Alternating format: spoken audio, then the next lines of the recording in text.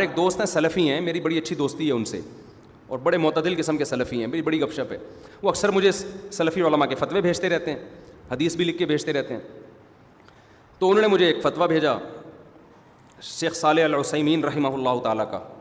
ان کی نیت یہ تھی کہ میں اس فتوے کو شائع کروں, لیکن چونکہ معتدل ہیں, اچھے آدمی ہیں, یعنی فتنہ پرست ٹائپ کے نہیں ہیں, تو میری تو ظاہر ہے ایسے ہی لوگوں سے دوستی ہوگی نا جو کیا ہوں, معتدل ہوں.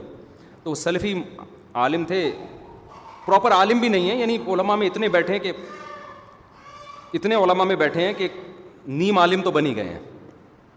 تو انہوں نے مجھے کہا کہ یہ جو اتنے زیادہ قربانیاں آج کل گھروں میں ہو رہی ہیں, شوہر الگ قربانی کر رہا ہے, بیوی الگ قربانی, یہ اسراف ہے. پھر شیخ صالح العثیمین رحمہ اللہ سعودیہ کے بڑے عالم ہیں, ان کا فتویٰ انہوں نے مجھے بھیجا کہ نبی صلی اللہ علیہ وسلم نے جب بھی قربانی کی ہے خود کی ہے, آپ کی کسی زوجہ سے قربانی ثابت, بول لو نا بھائی کیا ہو گیا, نہیں ہے.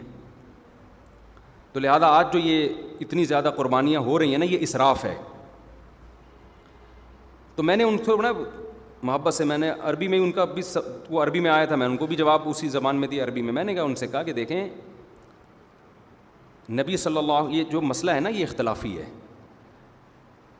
چاروں ائمہ میں کیا ہے, اختلافی مسئلہ ہے کہ گھر کے سربراہ کی طرف سے قربانی کافی ہے یا جو بھی صاحب نصاب ہے, مالدار ہے, الگ سے قربانی کرے گا کہ نہیں کرے گا. تو میں نے کہا امام احمد بن حنبل کی رائے یہی ہے جو شیخ صالح العثیمین نے ذکر کی ہے کہ بھئی گھر کا سربراہ, بعض اسلاف سے ہمیں ملتا بھی ہے اس کا ثبوت, مصنف ابن شیبہ میں روایت میں بعض اسلاف سے یہ بات ثابت ہے, حدیث میں تو کوئی تذکرہ نہیں ہے اس کا, لیکن بعض اسلاف سے یہ بات ثابت ہے. ان کی یہ رائے تھی کہ گھر میں ایک سربراہ بس قربانی کر دے تو سب کی طرف سے کافی ہے, اس میں سب کے لیے کرنا ضروری نہیں ہے. تو میں نے ان سے کہا, میں نے کہا ٹھیک ہے, لیکن جو مسئلہ ائمہ اربعہ میں کیا ہے, اختلافی ہے, اور پورے بر صغیر انڈیا پاکستان میں امام حنیفہ کی فقہ کو فالو کیا جاتا ہے. یہاں میں شیخ صالح العثیمین کے فتوے پھیلاؤں گا, اس سے انتشار کے علاوہ کچھ بھی نہیں ہوگا. اور امام حنیفہ کی جو رائے ہے وہ بھی کمزور نہیں ہے. یہ جو آپ نے کہا کہ نبی صلی اللہ علیہ وسلم کی زوجات قربانی نہیں کرتی تھی, نبی کرتے تھے سب کی طرف سے, تو زوجات جو تھیں وہ فقر کے انتہا کو پہنچی ہوئی تھیں. آج بھی اگر کسی کی بیوی مالدار نہیں ہے تو ہم کب کہتے ہیں وہ قربانی کرے, ہم تو اس کو منع کریں گے, یار تمہارے پاس پیسے ہیں نہیں, تم اپنے آپ کو اتنی ٹینشن میں کیوں ڈال رہی ہو. بات ان بیویوں کی ہو رہی ہے جنہوں نے اچھے خاصے سونے اور چاندی اپنے پر لاکھوں روپے اپنے بینکوں میں رکھے ہوئے ہیں, پورے سال عیاشی پہ پیسہ اڑا رہی ہیں, قربانی میں آ کے کیا کہتی ہے ہم پہ قربانی واجب نہیں ہے, اور صالح العثیمین کا فتویٰ لے رہی ہیں. آپ کیوں صالح العثیمین کا فتویٰ لے رہے ہو بھائی؟ تو امام حنیفہ کا فتویٰ آپ کے لیے شیخ صالح العثیمین کے فتوے سے زیادہ ویلیو رکھتا ہے, کیونکہ یہ ایک فقہ رائج ہے. آپ یہاں کوئی اور فتویٰ چلاؤ گے, تشویش کے علاوہ کچھ بھی حاصل, ایک آدمی کہے گا لازم نہیں ہے, دوسرا کہے گا لازم ہے. تو میں نے کہا شیخ میں آپ کا احترام کرتا ہوں, لیکن آپ بر صغیر میں فقہ حنفی کے فتوے کو فالو کریں, وہی پھیلایا جائے گا. یہاں 6 رائے, وہ اس کی رائے کچھ اور ہے, اس کی رائے کچھ اور ہے, اس کی رائے. اور میں نے کہا یا تو ہوتا نا امام حنیفہ کی رائے بالکل قرآن و سنت کے اگینسٹ ہوتی, تو بھی ہم کہتے ہیں نہیں لیا جائے گا اس رائے کو, اس کی بھی مضبوط دلیل ہے. من وجد سعة لأن يضحي فلم يضحي فلا يقربن مصلانا, صحیح حدیث ہے کہ جس کے پاس گنجائش تھی اور قربانی نہیں کی وہ ہماری عیدگاہ میں نہیں آئے گا. تو اس میں تو نبی نے مرد اور عورت کا کوئی فرق نہیں کیا. تو اگر کسی کی بیوی نبی کی زوجہ کی طرح غریب ہے, مسکین ہے, وہ نہ کرے قربانی. یہاں تو مالدار عورتوں کی بات کر رہے ہیں, مالدار شخص کی بات کر رہے ہیں.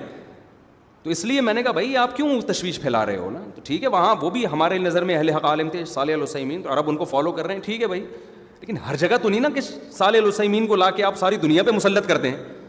بر صغیر میں جب سے اسلام آیا ہے فقہ حنفی آیا ہے, ایک ٹریک پہ چل رہے ہیں. ملیشیا میں فقہ شافعی آیا ہے, وہ تو امام شافعی کو فالو کر رہے ہیں, وہ تھوڑی صالح العثیمین کو فالو کریں گے. میں بر صغیر میں ملیشیا جا کے ان کو فقہ حنفی کے مطابق جواب دینا شروع کر دوں, سوائے فتنے کے کچھ حاصل ہوگا؟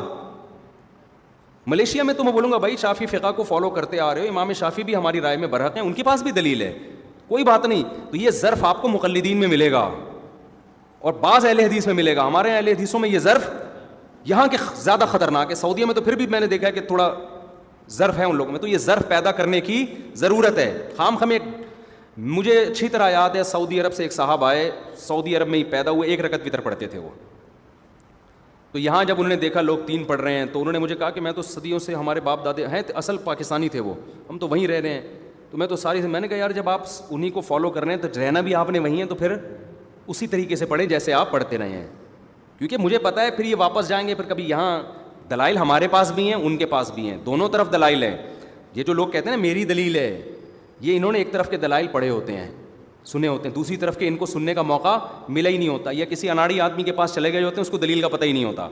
تو آپ جب وہی بات ہے نا, نیگیٹو سوچ ہوگی نا تو دماغ میں جب بھوسا ہوگا تو ہر جگہ ہر ایک غلط نظر آئے گا. پازیٹیو سوچ ہوگی تو ہر ایک کیا نظر آئے گا آپ کو پھر لگے گا کہ یار جس نے بھی جو بھی دین کے لیے خدمت کی ہے, جس کے پاس بھی علم تھا, اس کی ہر بات کے پیچھے کوئی نہ کوئی لاجک ہوتی ہے.